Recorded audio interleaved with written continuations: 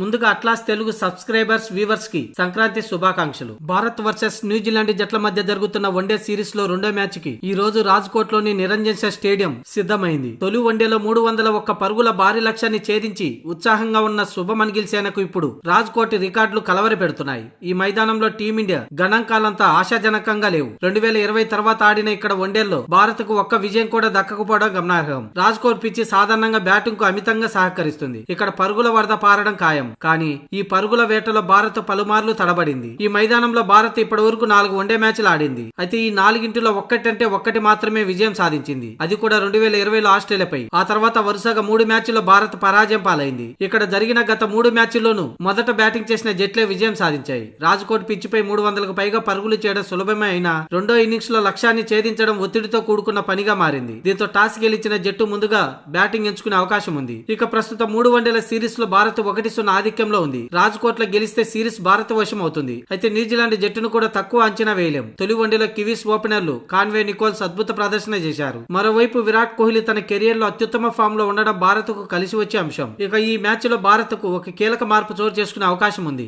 Allrounder Washington Sundar గాయం కారణంగా దూరం అయ్యాడు. అతని స్థానంలో ఆయుష్ బాధోనికి అవకాశం దక్కవచ్చని తెలుస్తుంది. రవీంద్ర జడేజా, కుల్దీప్ యాదవ్ వంటి సీనియర్లపై ఇప్పుడు అదనపు బాధ్యత పడనుంది. మొత్తంగా రాజ్కోట్ పిచ్చిని బట్టి చూస్తే టాస్ గెలిచిన జట్టు ముందుగా బ్యాటింగ్ ఎంచుకునే అవకాశం ఉంది. భారత కాలమాన ప్రకారం ఈ రోజు మధ్యాహ్నం 1:30 ఈ రెండో వన్డే ప్రారంభం కానుంది.